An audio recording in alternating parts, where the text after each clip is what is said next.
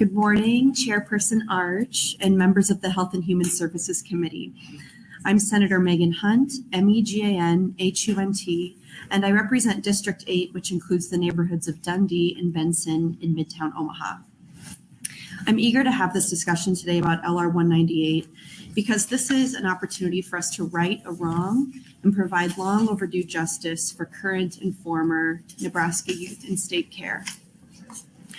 Earlier this year during our regular session, I was on my drive to work here from Omaha and I was listening to NPR and I heard this story about a national investigation that was conducted by NPR in collaboration with the Marshall Project, which is a nonprofit news organization covering the U.S. criminal justice system.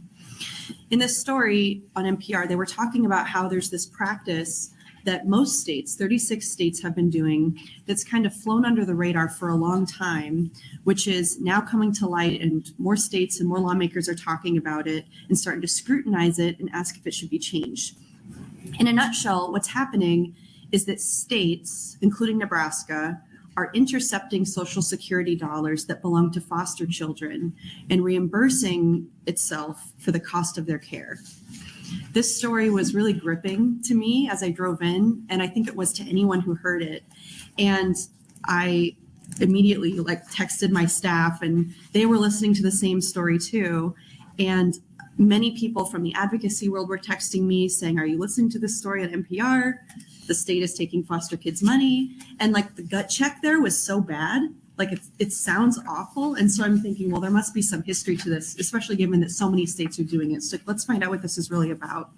So the story was really impactful. It stuck with me ever since I heard it. And even still, when I'm canvassing or talking to folks in my district or whatever, and I bring up what I'm working on in 2022, and I mention this issue, so many people tell me that they also heard the story and they remember it and they were shocked by it. So this is something that's definitely kind of at top of mind for a lot of Nebraskans right now. My staff and I agreed that day that we wanted to do an LR to investigate this and get it on the record and do some digging into the issue and see if we could do anything to fix it, if we needed to, if it was called for. And I'm sending around a copy of the story. There's a lot more reading you can do online if you want to do some Googling yourself. But I would really encourage you to read about this and see if it strikes you like it did me. I won't describe everything that's gone on nationally, but I will keep the focus on how we do things in Nebraska and what our specific solutions for our state and for our youth might look like. But just know that generally lots and lots of states are looking at legislation around this to address it in some way. So I think it would be good for Nebraska to kind of get ahead of it. Basically, most states that do this hire a contractor. In Nebraska, our Department of Health and Human Services contracts with this Virginia company called Maximus, and they've worked with them for some time. And I know that Maximus is one of the most prominent contractors doing this work in other states as well. I believe there's a representative from out of state to be with us today, so I very much appreciate their willingness to talk. The contract is set up with the goal of identifying state wards that might be eligible for Social Security benefits, apply for the benefits on the youth's behalf, pay a cut of those benefits to the contractor, Maximus, and then retain the youth's money as the representative payee without the youth or their guardians or legal representatives' knowledge and without any due process for appeal. So in this case, we're talking about children in the foster system who could be eligible for Social Security benefits. And the reason they would be eligible for benefits is because they have a physical or mental disability, or because they have a parent who has died or who is disabled. So we're talking about the most vulnerable kids in our communities, foster kids, but then the most vulnerable of the vulnerable kids with the disabilities or who have lost parents, things like that. These are also referred to as disability and survivor benefits, or SSI and SSA respectively. And the way they are applied for and administered is a little bit different, but for the purposes of this LR, we've lumped SSI and SSA together as a total amount of Social Security benefits that the state is essentially taking from youth without giving them or the adults responsible for them a meaningful opportunity to understand how to challenge that or get any due process to appeal that.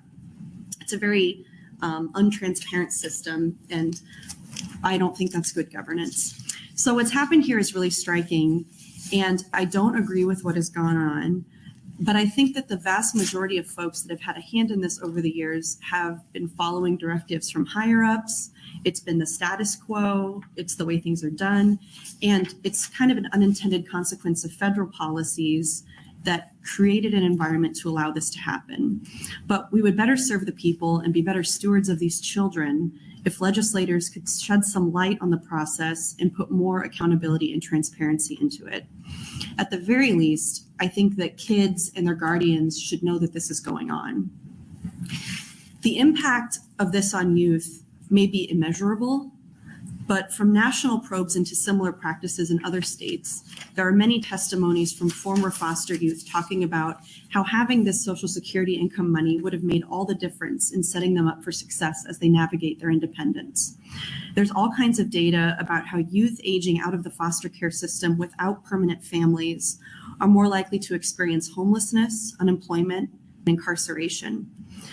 One statistic that jumped out at me from a longitudinal study of youth aging out of foster care across the Midwest from the University of Chicago is that over a third, 36% of youth aging out of foster care experienced at least one episode of homelessness lasting 1 month or more by the time they turned 24. Another study showed that foster children suffer PTSD at twice the level of US war veterans. There's plenty more startling data like that, and when I introduce a bill, we can get into more of it as well. We spent, my office, advocates in Nebraska, we spent considerable time, all year really, trying to find foster youth to come forward and testify today. But due to the nature of this practice in our state, most foster youth and the adults responsible for them don't even realize that this has happened to them. They don't even know this is happening. According to DHHS, in Nebraska, this impacts somewhere around 400 foster youth a month over the past 5 years, generating about $2.7 million a year for the state by taking the SSI benefits from around 400 youth per month. But because of the way this is implemented, we struggled to find testifiers because we don't know who they are and they don't even know who they are because they're not informed about it. No one's informed that these benefits are being taken. There are thousands, if not hundreds of thousands of adults probably still living in Nebraska who have been affected by this, and they may not even know it because according to DHHS, this has been going on for at least 20 years. Overall, I think we can all understand that $700 or $800 a month can mean the difference between getting a first apartment or going to college and ending up on the street. The transition to independence is already incredibly difficult for this population, and they should have all the resources they deserve and are entitled to at their disposal to get themselves established. It's a lot easier to be looking for a job when you have a home. The money could also be used for saving for college or vocational training, buying a car, paying for internet or a cell phone, or any number of things. These young people have already endured more than many of us will in their relatively short lives. The least we can do is let them keep the money that is theirs. DHHS opted not to appear at this hearing, which is disappointing because I hoped to have the opportunity for committee members to ask questions of them. However, they have been really cooperative with my office in requests for information, and they have answered our questions in a timely manner. So I'd like to ask that any committee members that have questions for them, share them with me and my office, and we will compile them into a list of outstanding questions to submit to DHHS. They have agreed to continue to provide written requests for information, and I think this may be because they anticipate a lawsuit, which I think would be reasonable. But at the same time, I wish they were here to go on the record. I'll let you look at all the details of our questions and responses from DHHS, which I included in your packets, the FOIAs and the information that we got from DHHS. But I've hit most of the highlights in this opening. What advocates and I are looking for as next steps in possible legislation that would go through this committee is using Maryland's law as model legislation, as they have led the way on this, and several other states have also used their law as a framework. A court in Maryland held that foster agencies have to give notice to children and their lawyers when the agency applies to become the representative payee, when they do this thing. In Maryland, they said, you got to tell the kids if you're doing this.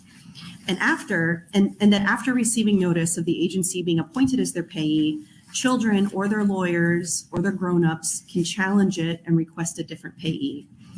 The Maryland legislation was called Protecting the Resources of Children in State Custody. It requires that when an agency like DHHS is the child's payee, the state has to conserve the funds for the child in an account on a sliding scale increasing with age, with the intent that they have more savings as they get closer to adulthood. So starting at age 14, the state has to conserve 40% of their SSI funds. At 16, it's 80%, and 18, it's 100%. And this way, children have more of their own money available as they reach the age of transition and transition into independence. In the Maryland law, the state also has to provide financial literacy training to foster youth starting at age 14. And after consulting with local and national advocates, I think a bill like this might be something that we should try in Nebraska.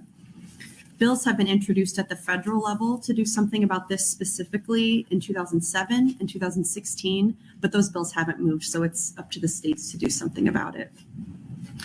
I understand that Maximus, the contractor who does this, is a business, and like any business, they operate driven by their bottom line to maximize benefit to their clients and their profits. But I want to place the question in your minds as to whether a private for-profit company should be getting hundreds of thousands of dollars from Nebraska taxpayers to do this work. I understand that this work takes knowledge and skill, and that hiring a private contractor might make that easier for the state. But then why not hire a private contractor to do every government function then?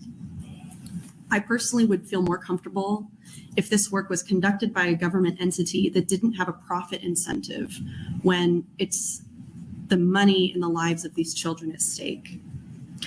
The department is violating its fiduciary obligation when they take control over foster youth Social Security benefits and use those benefits for the interest of the state rather than for the interest of the child. This policy conflicts with federal and state law requiring that states must provide and pay for foster care services, not the children.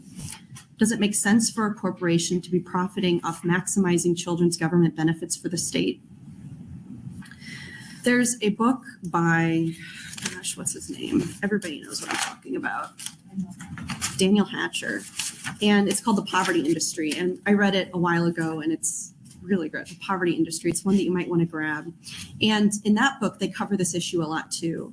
And in the book, he says, quote, Maximus publications and advertisements have touted its ability to generate excess revenue for states. A Maximus presentation for the Nebraska Children and Family Services Agency explains the benefit of maximizing foster children's Social Security benefits as, quote, enhanced revenue for the state.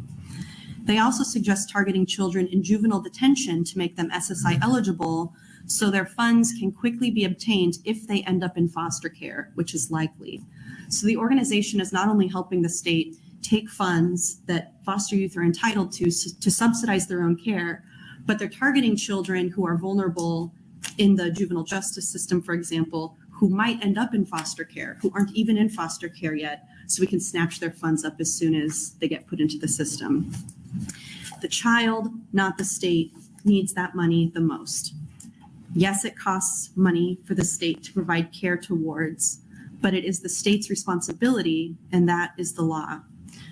The children in care of the state didn't choose their life circumstances, and the state is taking away a resource meant to help them without telling them, without giving them any due process or ability to appeal. We should not be forcing foster youth to foot the bill for their own care. Thank you.